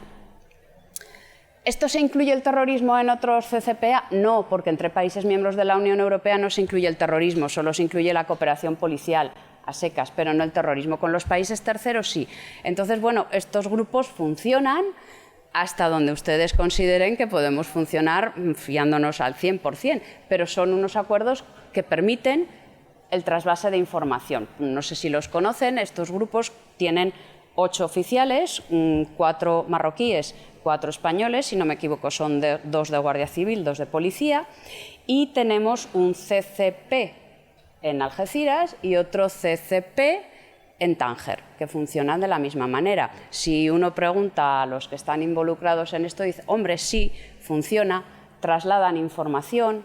Bueno, para los marroquíes no existen los plazos, esto de hay que transmitirla, salvo que sea un caso de mucha urgencia, pero hay cooperación en materia terrorista.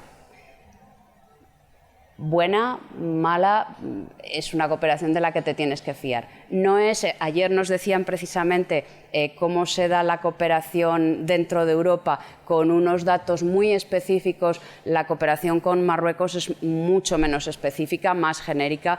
Consulta de una persona, pues esta persona sí o no tiene antecedentes penales, sí o no tenemos constancia de que esté involucrada en redes de terrorismo y poco más, pero es la cooperación que tenemos.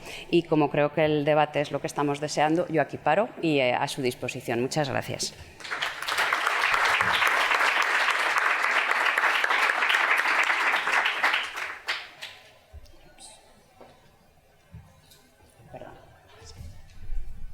Bueno, pues muchísimas gracias a los tres por vuestra intervención y por el esfuerzo de ateneros al escaso tiempo que disponíamos para dejar unos minutos para el coloquio. Así que, bueno, pues si hay preguntas o intervenciones, ese momento. Bien, lo que vamos a hacer es agruparlas y ahora ya pasamos la respuesta a los miembros de la mesa. Empezamos por aquí, sí. Hola, en relación con lo que se ha hablado de la responsabilidad de Francia a la hora de intervenir, que si es o no neocolonialismo, si se le ha criticado o no, ¿no habría también una responsabilidad de España tanto dentro de la Unión Europea como incluso dentro de la OTAN, ya que España incluía África y en concreto la orilla sur del Mediterráneo dentro de sus objetivos y prioridades estratégicas? El Ministerio de Asuntos Exteriores daba una prioridad importante a toda la zona, a su embajada de Marruecos y a toda esa zona. ¿Por qué España no está liderando o está asesorando toda esa cooperación internacional en la zona, que encima puede aportar conocimientos más profundos sobre culturales o de los conflictos que van más allá de los meros geográficos de cara a la lucha contra el terrorismo? Muy bien. Allí teníamos otra palabra. Buenos días, gracias a los tres ponentes por la presentación.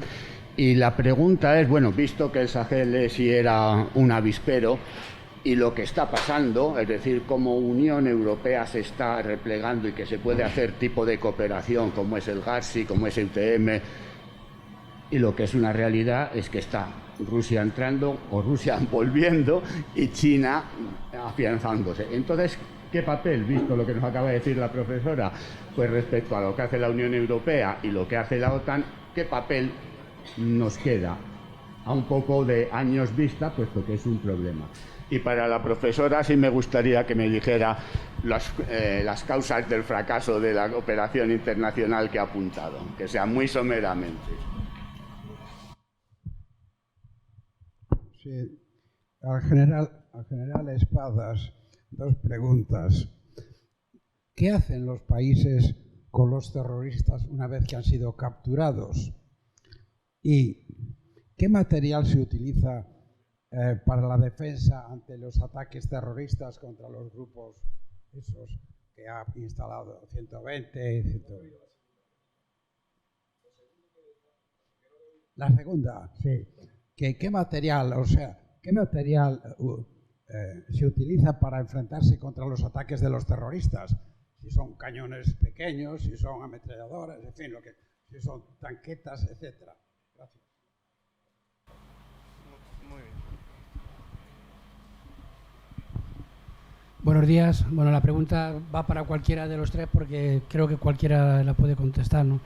Entonces, visto, digamos, el cambio geopolítico y estratégico que se ha producido con la guerra de Ucrania, yo creo que todo esto se ha acrecentado, porque de hecho, pues ahí estamos viendo cómo Rusia y China, pues también están en esa zona, digamos, de África, intentando, digamos, pues estar presentes en esa zona.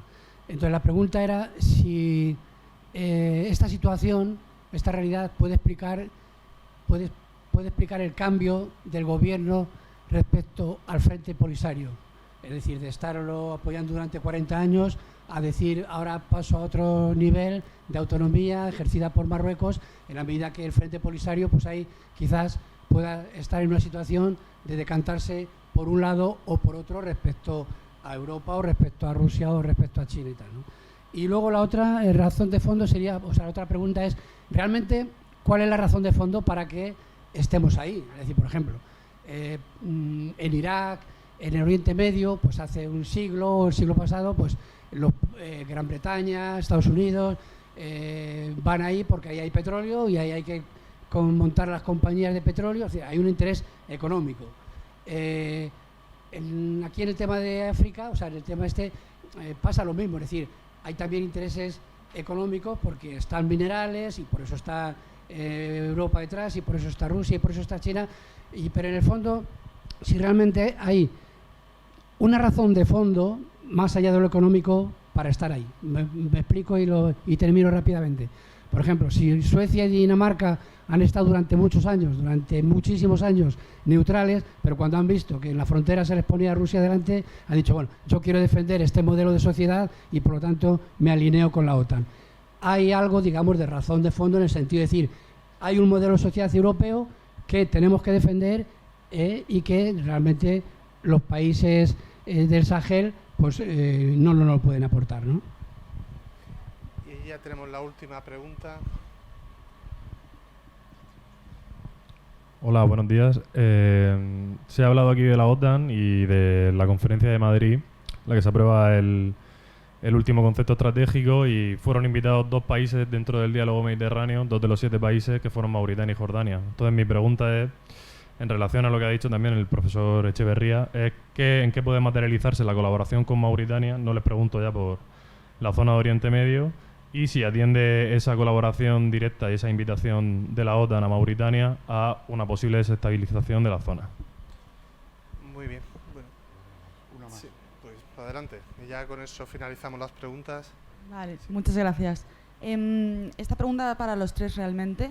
Teniendo en cuenta la crisis de la cadena de suministro y la crisis alimentaria, y contando con la serie de protestas que están habiendo a nivel regional en Ghana y otros países, y bueno, las consecuencias también del COVID y bueno, las bolsas de desempleo que se están incrementando en varios países del Sahel, ¿cómo creéis que esto podría afectar a la amenaza terrorista y a la escala de violencia en la región? Gracias.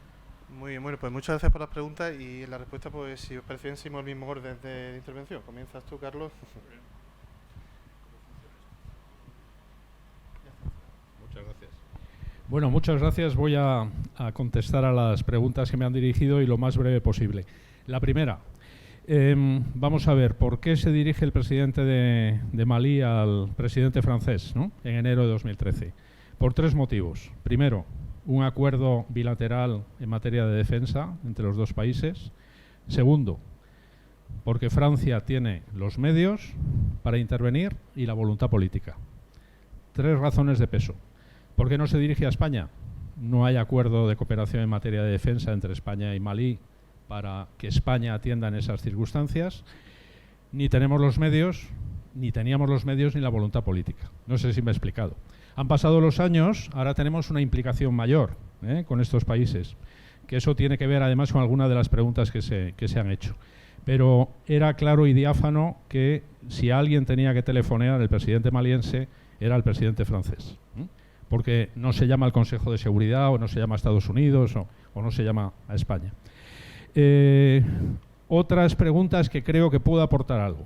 Vamos a ver, en relación con el cambio de posición español en relación con el Sáhara Occidental, cojo el testigo, eso es un error garrafal. Se puede interpretar, porque es una hipótesis muy interesante la que ha planteado usted, ¿no? Como el mundo está recomponiéndose y en ese escenario los rusos entran, y algunos dicen que a través de Argelia o del propio Polisario pueden estar reposicionándose y hay que adoptar una posición defensiva. Bueno, yo creo que eso es estirar demasiado la interpretación. Es una hipótesis, toda hipótesis es legítima, pero luego se pueden desmontar, ¿no?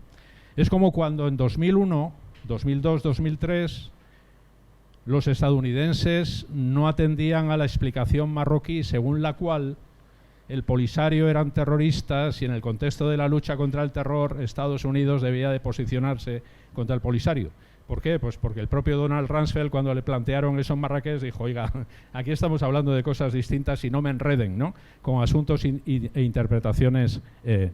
El que el emir del Estado Islámico en el Gran Sáhara hoy fallecido fuera un saharaui, no permite establecer como norma o como regla o como principio que los saharauis y los polisarios o los expolisarios son potenciales miembros, si no lo son ya, de grupos yihadistas en el Sahel. Aquí hay que tener mucho cuidado con las operaciones de propaganda y de influencia de Marruecos, porque estamos hablando de temas distintos y, por supuesto, nos pueden enredar en situaciones complejas como es esta.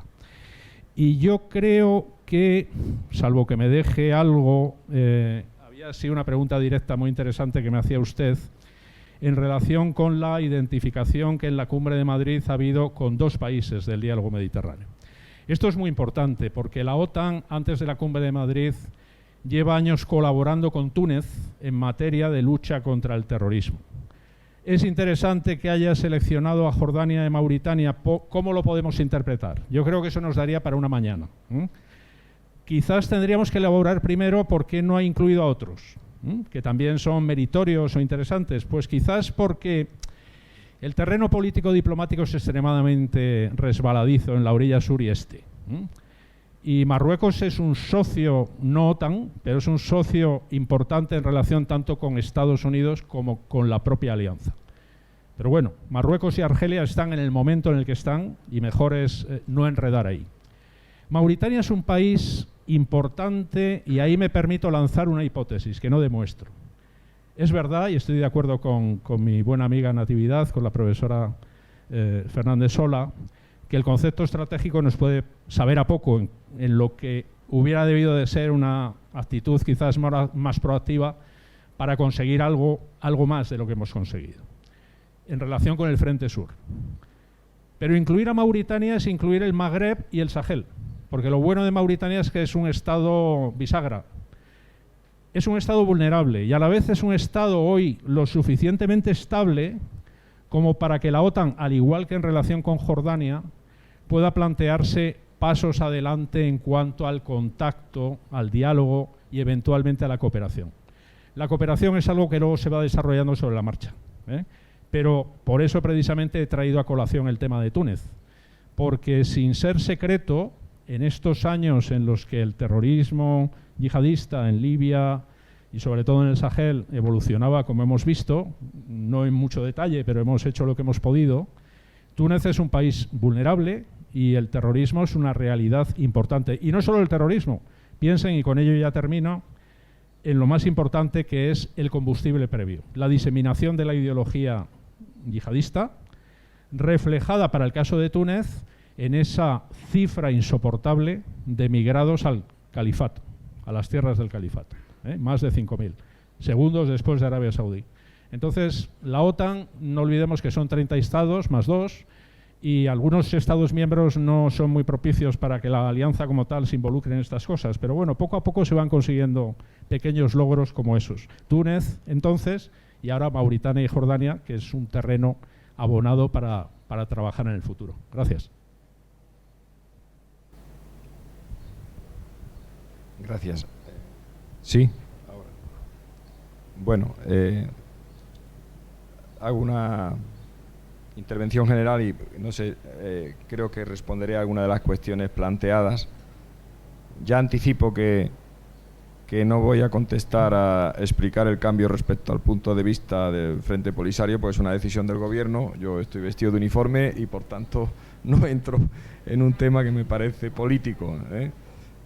Bueno, efectivamente el Sahel es un avispero donde los grupos yihadistas están sustituyendo al propio Estado, es decir, ellos están donde el Estado no llega, que son grandes regiones. Ya les advierto que gran parte de estas zonas son prácticamente desérticas. Ellos ponen sus propias instituciones y crean pues un señor que llega allí, que es un imán, que hace la justicia, y muchas veces hay un conflicto de que si esta cabra es mía o esta cabra es tuya. Y llega este señor y dice, tuya, y adjudica la cabra. Nosotros queremos imponer un sistema democrático europeo donde esto tiene que venir un juez para que determine dentro de un año aproximadamente de quién es la cabra, y posteriormente empezaremos todo el sistema de recursos. para determinar cuando adjudiquemos la cabra, se han muerto ellos dos y la cabra también. Entonces, es verdad que esto fomenta mucho en que puedan sustituir a las instituciones del propio Estado este tipo de soluciones, porque el ciudadano ve que bueno, le haya gustado más o menos la respuesta, pero que esta es inmediata, ¿no? Y crean sus propias escuelas, en fin, para fomentar precisamente, evidentemente lo que se enseña en la escuela no tengo que decirles lo que se trata, ¿no? Bueno, he dicho que el proyecto respeta la soberanía nacional y fomenta la apropiación local, es decir, creamos unas compañías pero que no son nuestras, son del propio Estado y siguen las leyes del Estado. No, hasta ahora no tenemos en las actuaciones del personal de Garsi ninguna denuncia en ninguno de los países por extralimitarse en el ejercicio de sus funciones. ¿Qué ha pasado con esos terroristas cuando son detenidos? Pues a partir de ahí entra la justicia del país con su código penal, su código procesal, y es la que interviene, y nosotros ahí no podemos evidentemente intervenir. Respecto al material que utilizamos, nosotros ya he dicho que no entregamos armamento, pero sí que entregamos vehículos blindados, otros vehículos para desplazarse y todo tipo de material de protección, es decir, chalecos blindados, cascos blindados, para el personal, para equipar al personal. A cada uno de los componentes de Garsi le dotamos de un equipamiento personal importante, importante y además de un nivel balístico de protección, nivel 4, bastante elevado. Ellos suelen, el material se lo suele suministrar a defensa, y lo más que llevan suelen ser ametralladoras del 12-70 aproximadamente, es lo máximo que monta. Y después todo el mundo lleva un Kalashnikov. El Kalashnikov es el arma universal y la llevan tanto terroristas como tal. Lo lleva todo el mundo allí, lleva el Kalashnikov como armamento individual.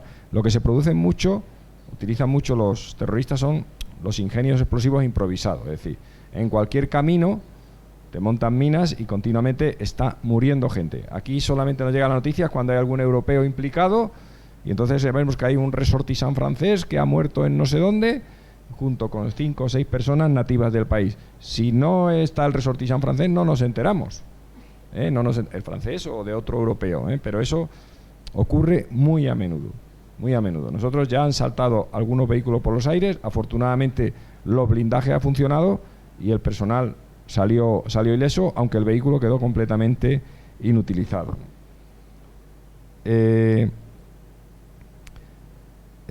Han hablado también de la crisis de la cadena de suministro, el COVID, ese tipo de cosas.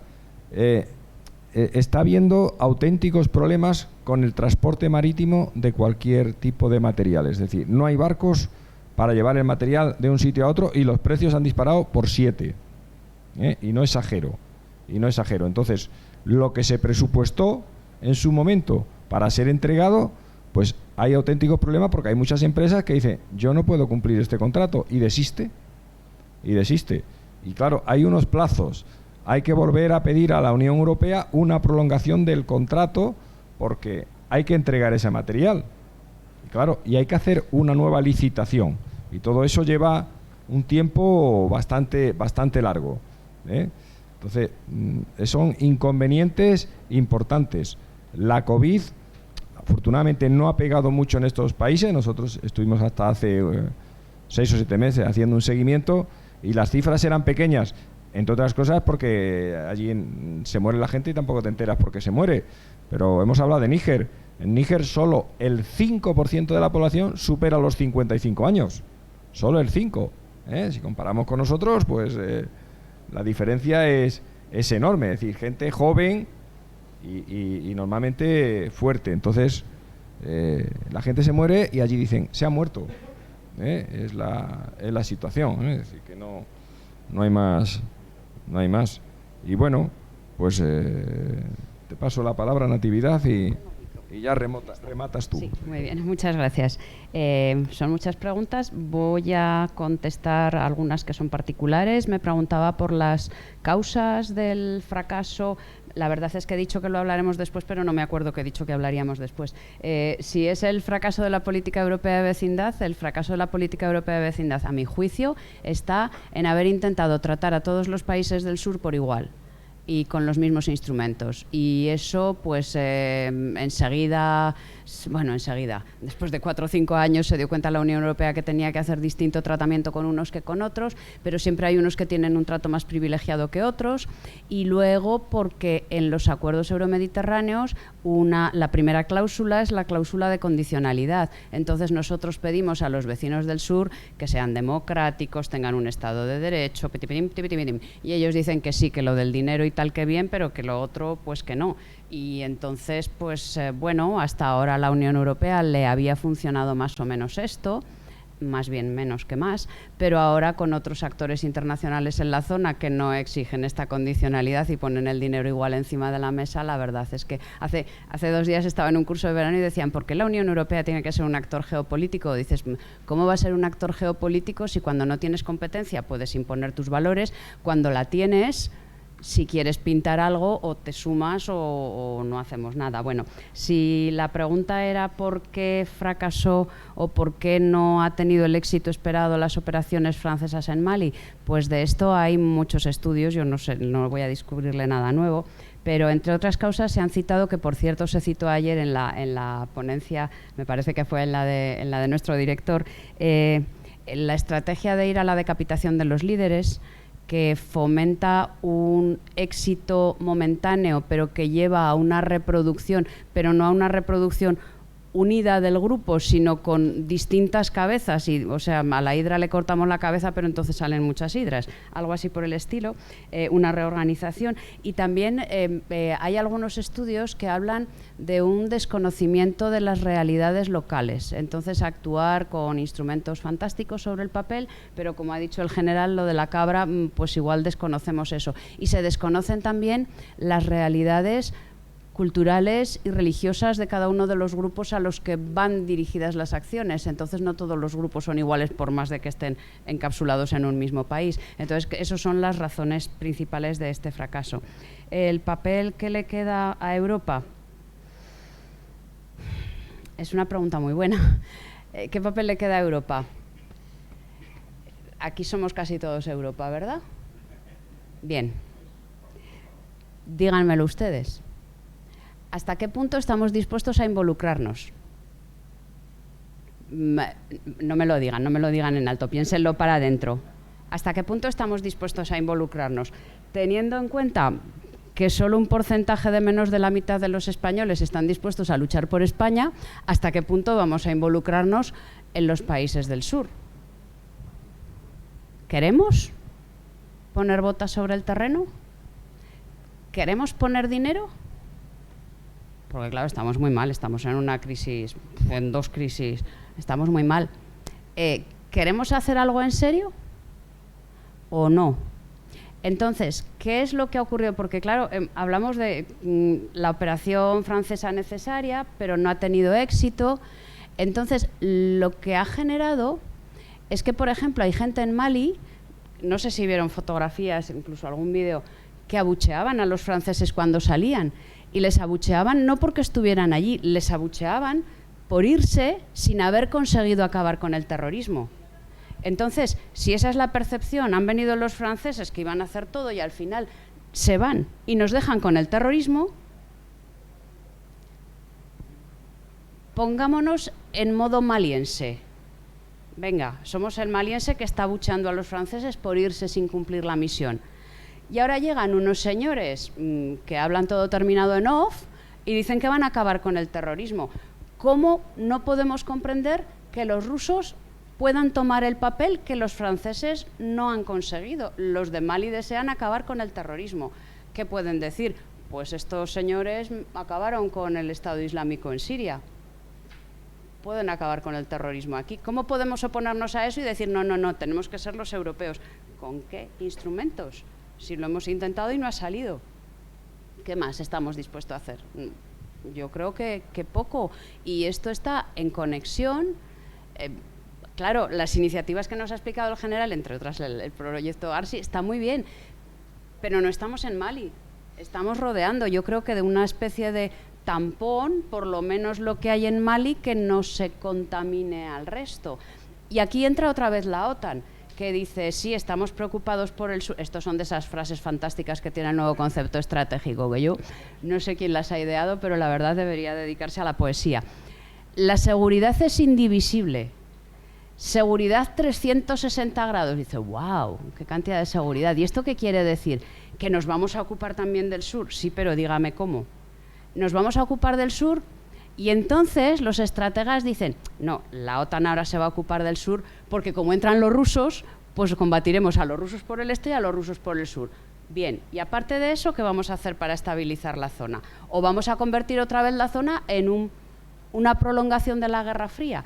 Hasta hace 2 días, en términos históricos, la OTAN colaboraba con Rusia solo en una cosa, en la lucha contra el terrorismo.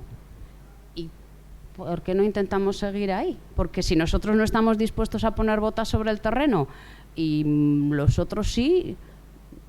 En fin, no, iba a decir una cosa, pero se está grabando, no la digo.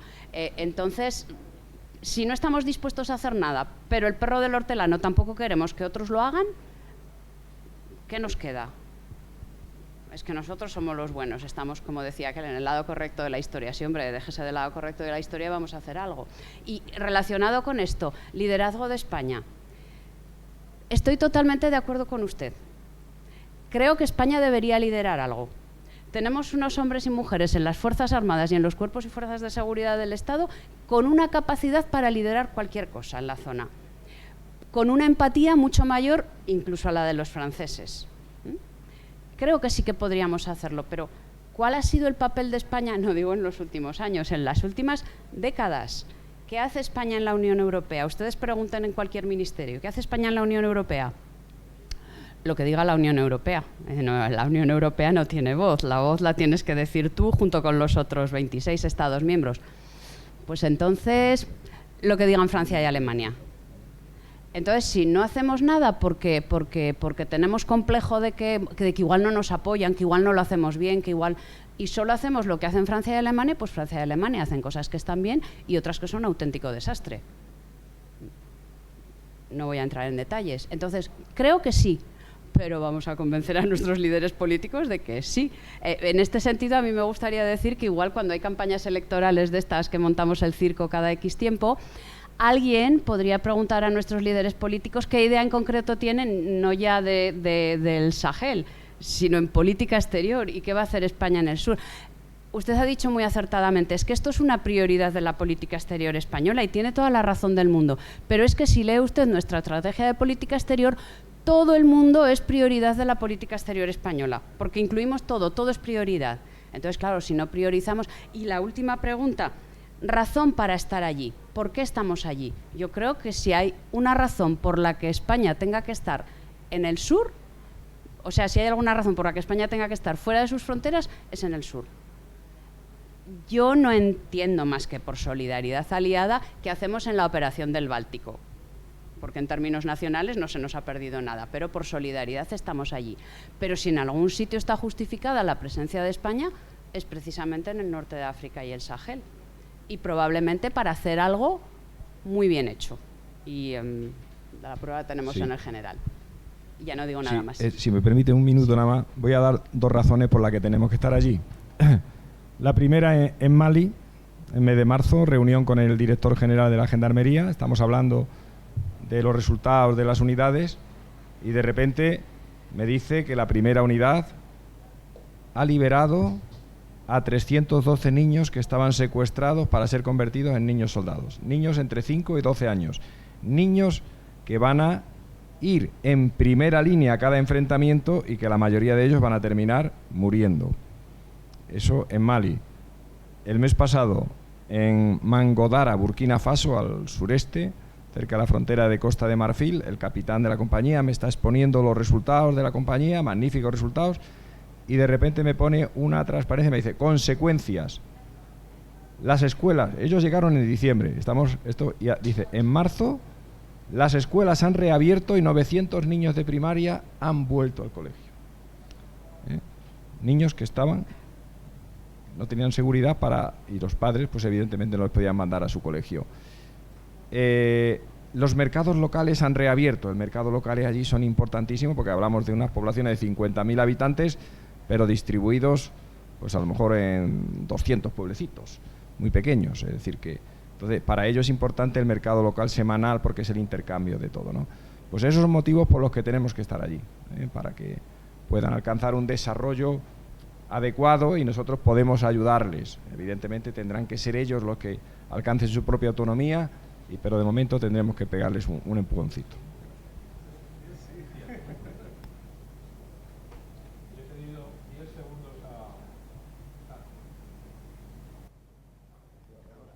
Muchas gracias. Le he pedido 10 segundos al profesor porque efectivamente no había contestado a esa pregunta que era para los tres. 10 segundos. Y tiene que ver con el espíritu de este seminario.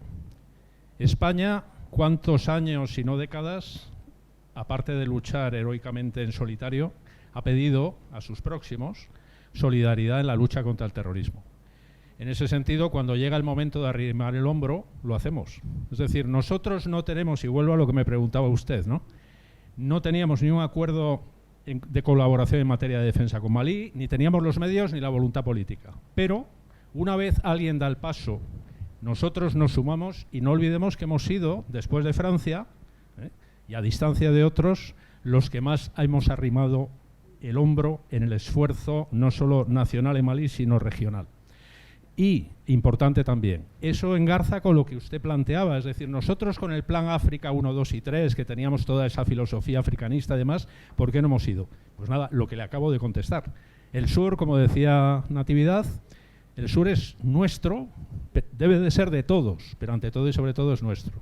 Así que de ahí que tengamos, aunque tengamos esas limitaciones, que para las elecciones es bueno que vayamos con la petición de que si queremos jugar un papel en el mundo y ser un país serio y tener una política exterior de seguridad y de defensa creíble, tenemos que arrimar más el hombro, pero digamos que en estos microescenarios ya vamos haciendo cosas y en términos de inventarios es bueno ponerlo sobre la mesa. Muchas gracias por las dos preguntas.